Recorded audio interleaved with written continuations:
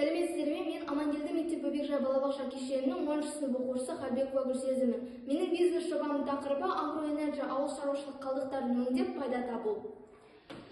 Бизнес жобаның мақсаты ауыл шаруашылық қалдықтарын өңдеу арқылы олардың экологиялық және экономикалық тұрғыдан тиімді пайдалану жолдарын зерттеу. Жобаның өзектілігі қазіргі таңда ауыл шаруашылығы саласында үлкен көлемде қалдықтар түзіледі. Олардың көп бөлігі дұрыс кәдеге жаратылмайды, ал бұл экологиялық мәселелерге алып келеді. Қалдықтарды қайта өңдеу арқылы қоршаған ортаға кері әсерді азайту және олардан қосымша өнімдер алу мүмкіндігі бар. Мал шаруашылығы қалдықтары, әсіресе малдың қиы дұрыс өңделмеген жағдайда жергілікті жердегі ауаға зиянды газдар бөлініп, қоршаған ортаға кері әсерін тигізеді. Сондықтан малдың қиын бос қалдырмай, оны тиімді пайдалану өте маңызды болып табылады. Біздің ауылымызда да өңделмей бос жатқан қалдықтар көп. Мысалы, әрбір үйдің артында бос жатқан биоқалдықтар бар. Амангелді ауылдық округінің 2025 жылдың бірінші жарты жылдығының әкімдік мәліметтеріне сәйкес, біздің ауылымызда жалпы мал саны 9443 мал санын құрайды. Егер осы қалдықтар бос жататын болса, онда ауаға зиянды газдардың бөлінуі, экожүйелердің деградациясы, су ресурстарының ластануы, жер ресурстарының қысқаруына алып келеді. Малдың қиын дұрыс өңдеген жағдайда біз бірнеше маңызды нәтижеге қол жеткізе аламыз. Біріншіден, біз қалдықтарды жою арқылы экологиялық мәселелерді шешеміз. Екіншіден, осы биогаз өндірісі арқылы метан газын ұстау мүмкіндігі бар, ал бұдан біз электр және жылу энергиясын ала аламыз. Үшіншіден, өңделген малдың қиы тыңайтқыш ретінде ауыл шаруашылығында қолданылады.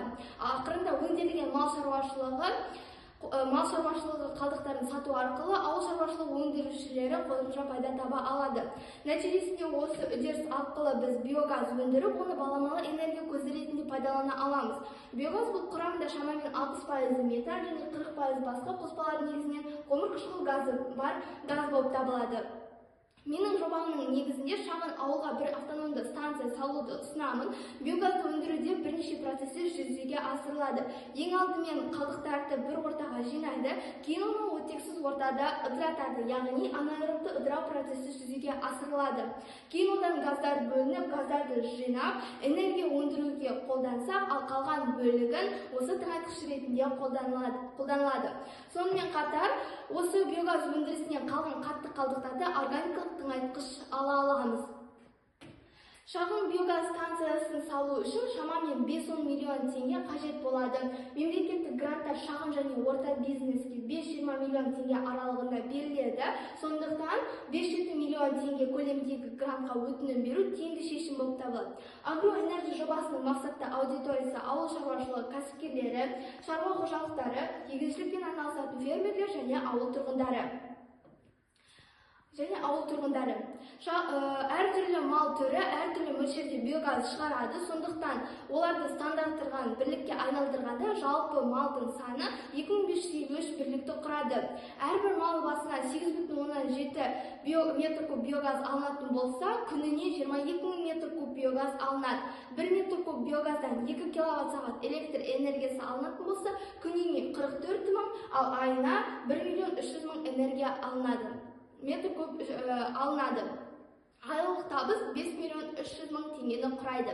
Жану жылынуы бойынша 1 метр куб биогаз 0,8 метр куб табиғи газға тең болады, яғни 17 мың табиғи газға балама болып табылады. Егер 1 метр куб табиғи газ 14 теңге болса, онда 248 мың теңге пайда таба алады. Орташа биогаз қондырғысы жылына шамамен 100 тонна тыңайтқыш өндіре алады. 1 тонна 8 мың деп алатын болса, онда 800 мың теңге пайда табуға болады. Сонымен қатар, жаңағы өндірілген биогаз 13 мың литр бензинге балама бола алады. Осы биогаз өндірісі ауыл шаруашылығындағы қалдықтарды тиімді пайдалану арқылы экологиялық жағдайды жақсартуға үлкен үлес қосады. Соның бірінде зиянды газдардың бөлінуін азайтады, су ресурстарын қорғайды, қалдықтарды қайта өңдеуге мүмкіндік береді және табиғи ресурстарды үнемдейді. Қорытындылай келе, жаңартылған энергия көздері, соның ішінде биогаз табиғи ресурстарды сарқылтпай, экологиялық таза энергияны өндіруге мүмкіндік береді. Агроэнерджи жобасы ауыл шаруашылығы қалдықтарын қайта өңдеп, биогаз өндіру арқылы электр және жылу энергиясын алуды көздейді. Бул биогаз кондургусун орнотууга салынган инвестицияны 2 жыл ичинде толук кайтарууга мүмкүндүк берет. Осулайша агроэнерджи жобасы турактуу ауыл шаруашылыгын дамытууга, жасыл экономикага көчүүгө жана экологиялык таза өндүрүштү илгерилтүүгө багытталган тиімдүү шешим болуп табылат. Назарларыңызга рахмет.